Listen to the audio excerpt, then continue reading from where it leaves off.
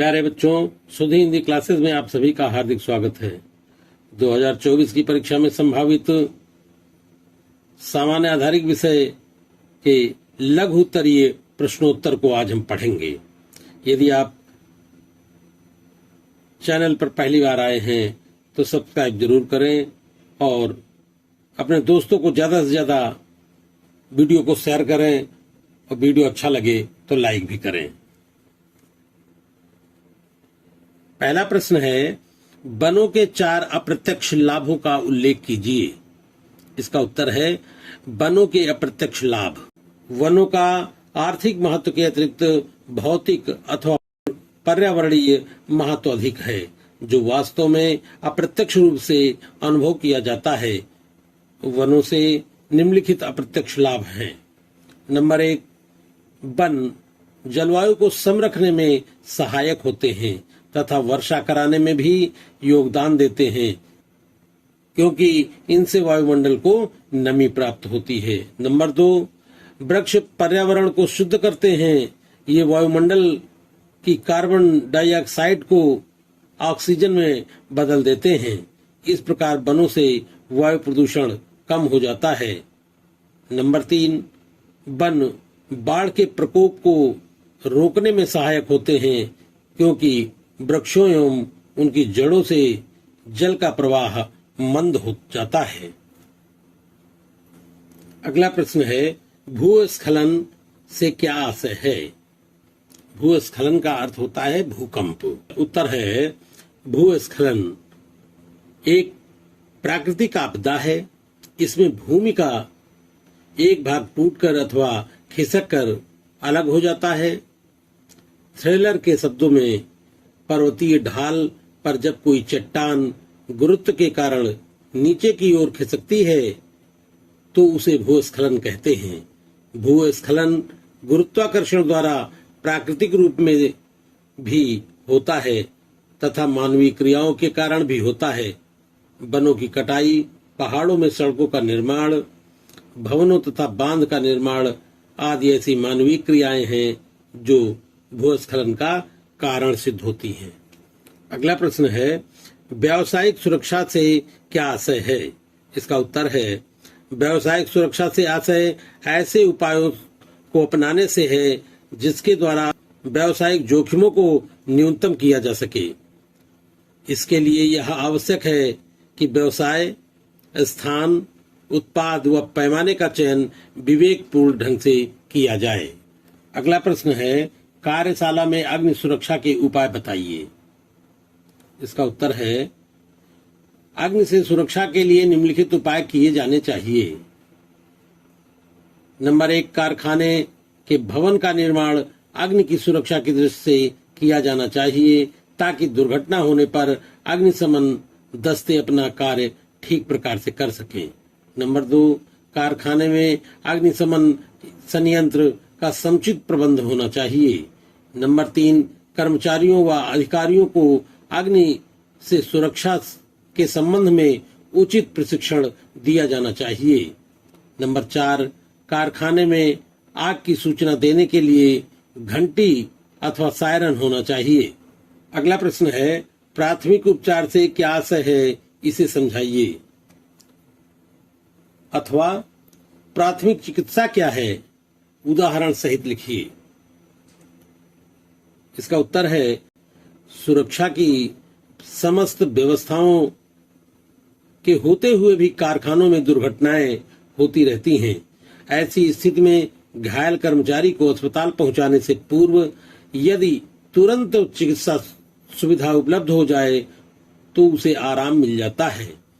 अतः ऐसे उपचार जो डॉक्टर की सहायता से मिलने के पूर्व और दुर्घटना के तुरंत बाद घटना स्थल पर ही किया जाए, प्राथमिक उपचार कहलाता है। अगला प्रश्न है, भारतीय संस्कृति में वृक्षों को पूज्य क्यों माना गया है?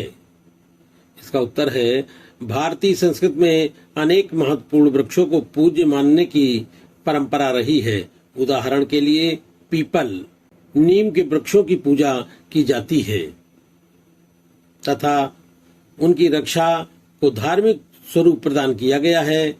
इसका कारण एक तो यह है कि इन वृक्षों के पत्तों, बीजों, डंठलों, जड़ों तथा फलों में अनेक रोगों के निवारण की शक्ति है। समस्त वृक्ष कार्बन डाइऑक्साइड नामक जहरीली वायु ग्रहण करते हैं और हमें जीवनदायिनी वायु ऑक्सीजन प्रदान करते हैं। अगला प्रश्न है, भारतीय संस्कृति की 4 महत्वपूर्ण विशेषताएं लिखिए। इसका उत्तर है धर्म की प्रधानता, नंबर 2 आध्यात्मिकता पर बल, नंबर 3 अनेकता में एकता और नंबर 4 है लोक परलोक में विश्वास। अगला प्रश्न है, सामुदायिक क्रियाकलापों से आप क्या समझते हैं? इसका उत्तर है व्यक्ति के जीवन में समुदाय का विशेष महत्व है। समुदाय वास्तव में ऐसे मनुष्य का समूह है जो साथ साथ रहते हैं और साथ साथ जीवन यापन करते हैं। एक साथ रहने से इनमें सामुदायिकता की भावना का उदय होता है। यह समूह समुदाय के विकास हेतु अनेक कार्य संपन्न करता है। यही कार्य सामुदायिक क्रियाकलाप कहलाते हैं। उदाहरण के लिए एक समुदाय में स्वच्छता, साफ सफाई, स्वास्थ्य, रोजगार से संबंधित किए जाने वाले कार्य सामुदायिक क्रियाकलाप की श्रेणी में आते हैं। अगला प्रश्न है, कुपोषण से आप क्या समझते हैं? इसके प्रभाव बताइए। इसका उत्तर है भोजन में जिन पोषक तत्वों की संतुलित रूप में शरीर के सही विकास तथा कार्यशीलता के लिए आवश्यक होती है, उनकी या किन्हीं स्वास्थ्यवर्धक तत्वों को भोजन में कमी होने से विशेष लक्षण या प्रभाव उत्पन्न होने लगते हैं। ऐसे भोजन को कुपोषण कहते हैं। अगला प्रश्न है, रोजगार योजना क्या है? इसके उद्देश्य बताइए। इसका उत्तर है अगस्त 1979 में ग्रामीण युवकों के लिए स्वरोजगार प्रशिक्षण योजना आरंभ की गई।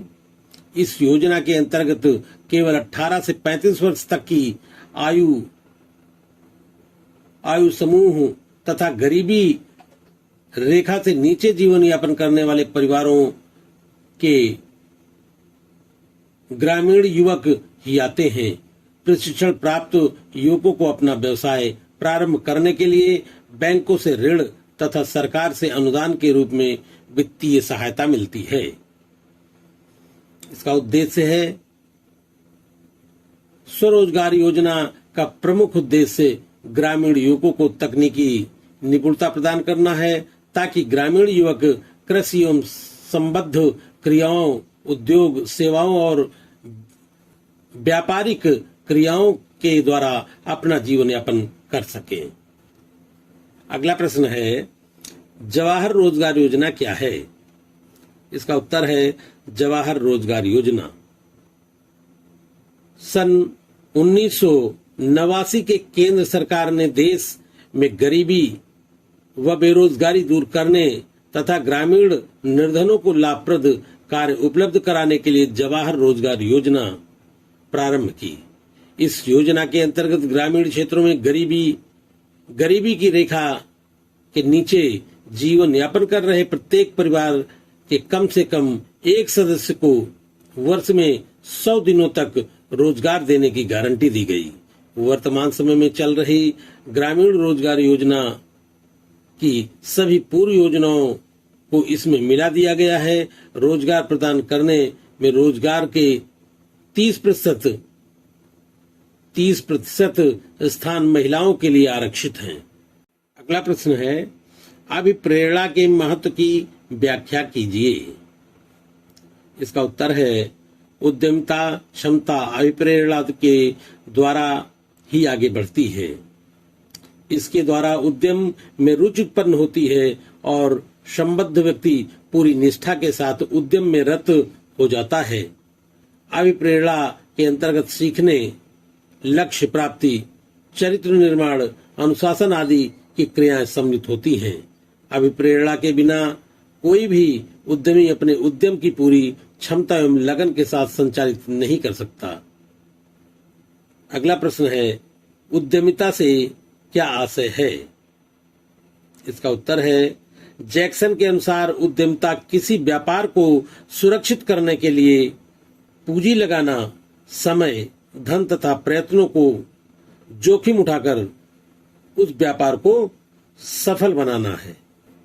प्यारे बच्चों, वीडियो अच्छा लगे तो अपने दोस्तों को ज्यादा से ज्यादा शेयर करें और लाइक भी करें। धन्यवाद।